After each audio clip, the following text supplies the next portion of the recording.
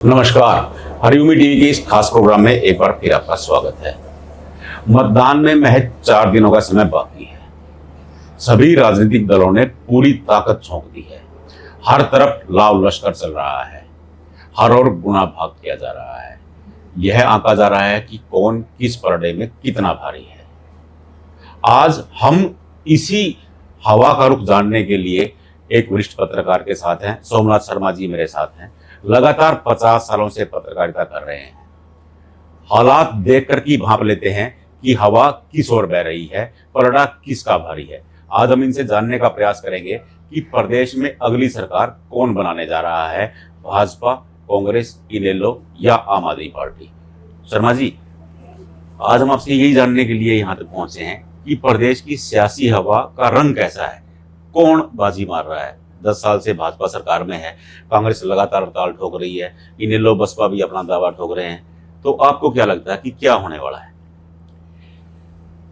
पंडित जी, मेरे हिसाब से जी 5 कोणीय मुकाबले होने के कारण जी जी ये चुनाव बहुत टफ हो गया, नेक टू नेक कांग्रेस और बीजेपी में, जी मुझे लगता है। जी जी क्योंकि आम आदमी पार्टी का हर विधानसभा क्षेत्र में 5-7 हज़ार का मैं मानता हूँ उनका ब्योंत है। जी जी इनेलो बसपा गठबंधन का भी इसी प्रकार है, और जजपा का भी थोड़ा बहुत तो वोट है। हर हल्के में वोट है। जी तो ये देखो, ये डेंट किसको मारेंगे ये वोट। जी अगर इन्होंने डेंट कांग्रेस को मारा जी तो भाजपा को कई स्थानों पे लाभ मिल सकता है। जी दोनों पार्टियों ने पूरा जोर लगा रखा है, दोनों के लिए प्रतिष्ठा का सवाल है। जी भाजपा लगातार तीसरी बार सरकार बनाने के लिए हाथ पांव मार रही है। जी भाजपा के सारे वरिष्ठ नेता और प्रधानमंत्री तक 3-4 बार आ चुके हैं और इनकी पूरी टीम लगी हुई है।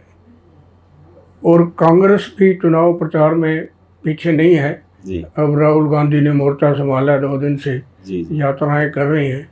अब देखो उसका कितना प्रभाव छोड़ के जाते हैं और भाजपा को कितना नुकसान पहुंचा सकते हैं। जी हम जहाँ बैठे हैं रोहतक में, रोहतक, झज्जर, सोनीपत, ये 3 जिले वो हैं जिसे भूपेंद्र सिंह हुड्डा का गढ़ कहा जाता है। 14 सीटें हैं इन 3 जिलों में। कमाबेश लगभग हर सीट पर उनका एक बड़ा वोट बैंक भी है। ये दिखता भी रहा है लगातार पिछले 3 विधानसभा चुनाव में। अगर आप देखेंगे तो हमें नजर आता है कि हुड्डा का वहाँ गढ़ है।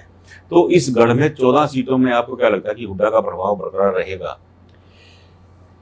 ये बात पंडित जी बिल्कुल ठीक है कि ये तीनों जिले कांग्रेस के गढ़ माने जाते रहे हैं। जी पर इस बार मुझे लगता है ये जो 5 कोणीय मुकाबले होने के कारण जी जी कुछ डेंट पड़ रहा है।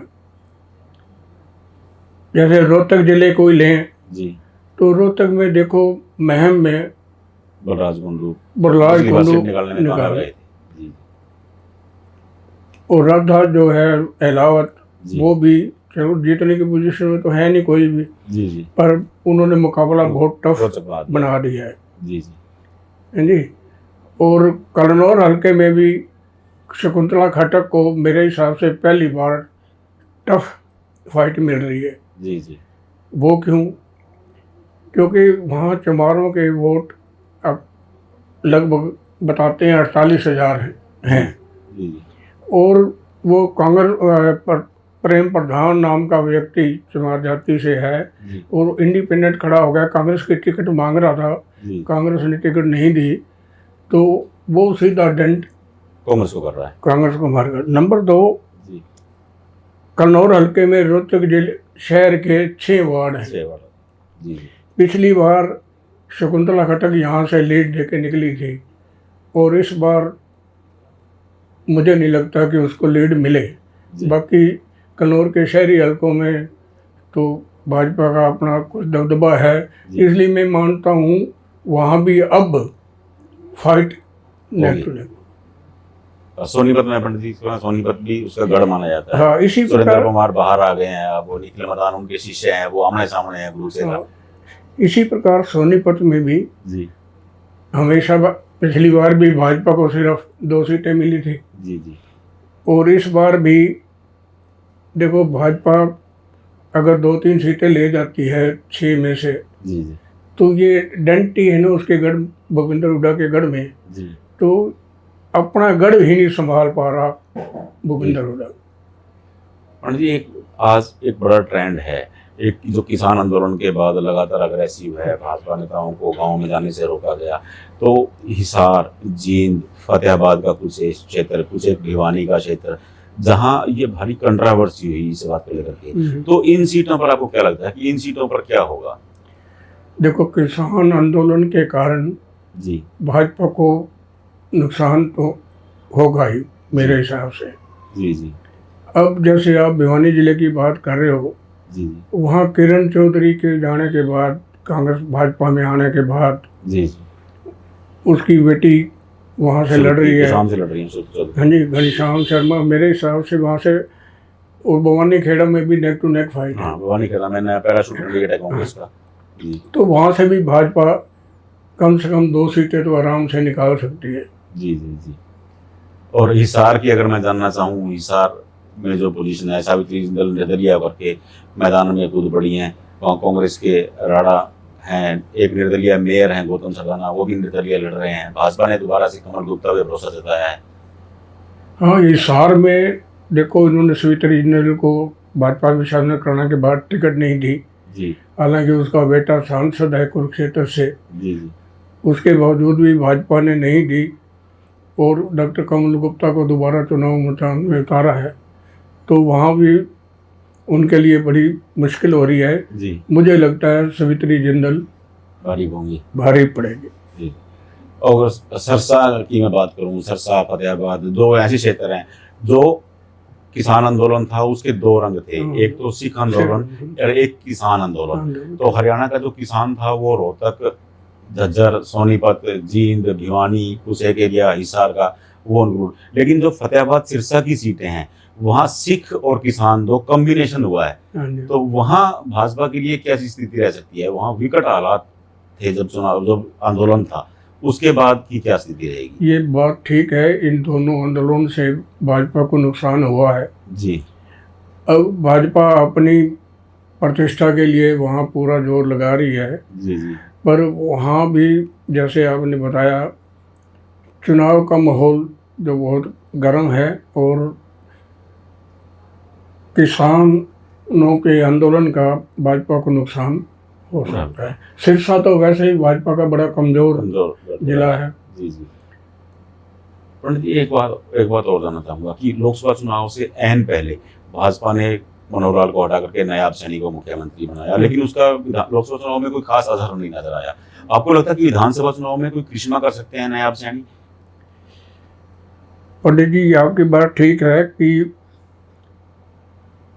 सत्ता विरोधी लहर को कम करने के लिए भाजपा हाईकमान ने मुख्यमंत्री को लोकसभा चुनाव से थोड़े दिन पहले ही बदला।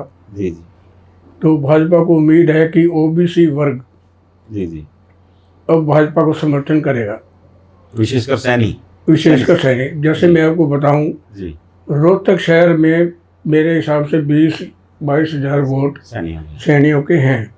रोहतक, टोहाना, बरवाला, कैथल, सारे ये वो सीटें हैं जो सैनी प्रभावित हैं। जी जी जी। और मेरे हिसाब से सैनियों का झुकाव बीजेपी की तरफ कुछ हुआ है। अब ये कितना कैश कर पाती है बीजेपी, ये तो टाइम ही बताएगा जी। मैं रोहतक की बात कर रहा था, जैसे रोहतक में 20-22 हज़ार वोट हैं जी। अब नायब सिंह सैनियों के हल्के में 2 जनसभाएं कर गए अच्छी तकड़ी, काफ़ी लोग शामिल भी हुए। तो ये जो सैनी रोहतक के खास तौर की मैं बात करूं, या पूरे प्रदेश में भी सैनी समाज कांग्रेस से जुड़ा हुआ था। कांग्रेस का जैसे पहले भी, हाँ जी, पहले SC BC जैसे उनके वो वोट बैंक माने जाते थे, ये सैनी वोट बैंक था कांग्रेस का। अब मुझे लगता है इसमें भाजपा ने डेंट लगाया है। कितना डेंट लगा पाती है?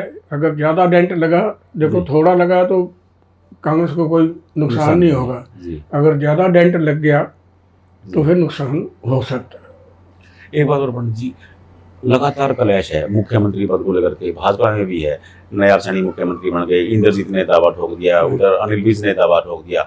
ऐसा ही स्थिति कांग्रेस में भी है। कुमारी शैलजा एक तरफ ताल ठोक रही हैं, उधर से भूपेंद्र सिंह हुड्डा ताल ठोक रहे हैं।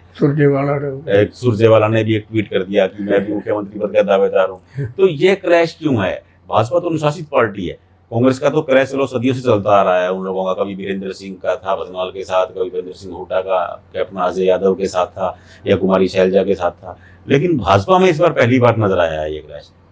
नहीं पुणे जी, जी भाजपा में ठीक है, राव इंद्रजीत पिछली बार भी दावे कर रहे थे जी, उनका ज़्यादा दबाव था कि उनको मनचाही सीटें मिलें, जी वो अहिरवाल की भाजपा सीटों ने पर।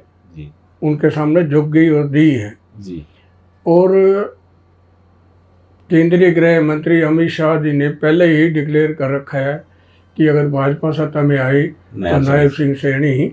ये भी मैं सोचता हूँ कि सैनी वोटों को अपनी ओर लामत करने के लिए है। जी जी।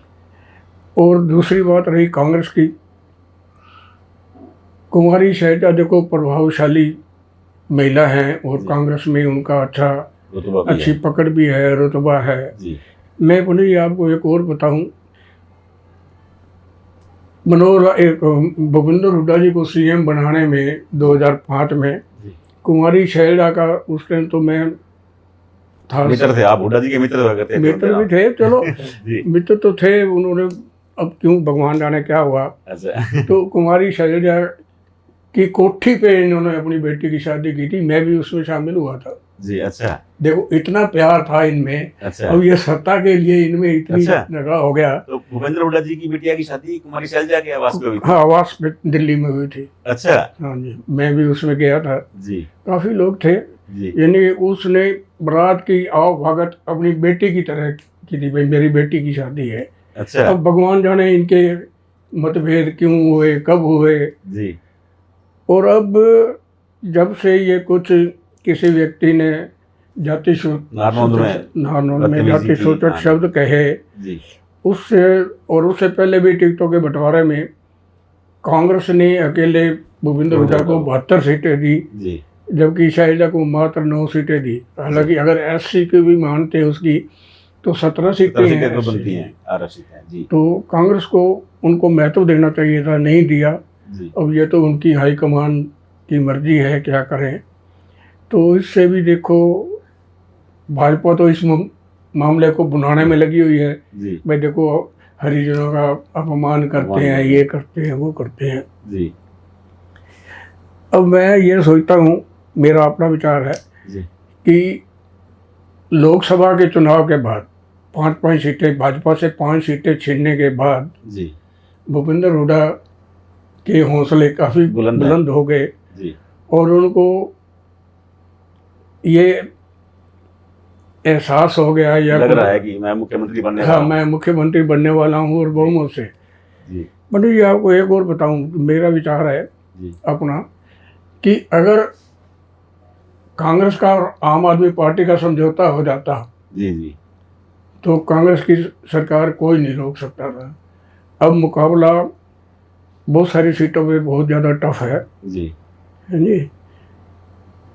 अब देखो जिन हलकों से मैं आपको बताऊं, कलनौर हल्का 50,000 के करीब लीड लेके निकला था दीपेंद्र मैं हमसे 70,000 की कलोई से। हाँ जी। तो रोहतक से सिर्फ मात्र 5,000 रोहतक। तो अब लीड वाली सीटों पे ही कांग्रेस को अपनी सीट बचाने के लिए मुहिम है। मुहिम में तो देखो निर्दलीय वर्सेस कांग्रेस है वहाँ। हाँ, वहाँ चुनाव सीधा उनके वर्सेस है। और बलराज कुंडू देखो एक जनसेवक टाइप का आदमी है, उसने 28 के 24 बसें चला रखी हैं, उसका सीधा फायदा उसको मिल रहा है। ये तो कांग्रेस का गढ़ माना जाता था मैम, बीजेपी ने तो आज तक वहाँ खाता खोला नहीं। अब मैं ये भी कहता हूँ कि देखो जिन हलकों में बीजेपी ने कभी खाता ही नहीं खोला था, वहाँ भी इस बार कुछ सीटों पे मुकाबले में है। जी। पंडित जी मैं अब निचोड़ पे आता हूँ, आपको क्या लग रहा है कि भाजपा कितना बचा पाती है अपना गढ़, क्योंकि गढ़ तो भाजपा का ये 10 साल से सरकार में है, या फिर कांग्रेस बड़ी सेंधमारी कर सकती है? अगर लोकसभा चुनाव का मैं देखूं तो दोनों बराबरी पर थे, तो आपको लग रहा है कि विधानसभा चुनाव में बराबरी पे छूट सकते हैं, या 5-5 पे, या बराबरी पे आ सकते हैं, या फिर पलड़ा भारी हो सकता है किसी का? देखो पंडित जी, ये तो मैंने पहले भी स्पष्ट किया है जी कि ये चुनाव बिल्कुल नेक टू नेक है। जी जी 5 कोणीय मुकाबले होने के कारण जी। आम आदमी पार्टी का हर हल्के में 5-4 हजार वोट है। जी इन्हीं लोग बसपा का इसी तरीके, क्योंकि हरिजनों में तो बसपा की पकड़ अच्छी है। जी। अब काफ़ी टाइम से मायावती ज़्यादा सक्रिय नहीं थी, अब तो वो आई हैं, सक्रिय अब हैं, खुद आई हैं, जी जी तो उससे ना हरिजन वोट बसपा के साथ रहता है लगभग, जी जी। और ये सीधे सेंध है कांग्रेस। जी जी। तो यहाँ इनको कितना नुकसान होता है ये तो टाइम बताएगा जी। ये थे सोमनाथ शर्मा, जो बता रहे थे कि प्रदेश की सियासत में अभी लड़ाई नेक टू नेक है। कोई अगर कांग्रेस को कमजोर या कोई भाजपा को कमजोर करे तो वैसे हालात नहीं है। यह चुनाव परिणाम बताएगा कि मुकाबला किस तरह का था, कांग्रेस ने क्या पाया, भाजपा ने क्या खोया। अगली बार नए मेहमान के साथ फिर मुलाकात होगी, तब तक के लिए नमस्कार।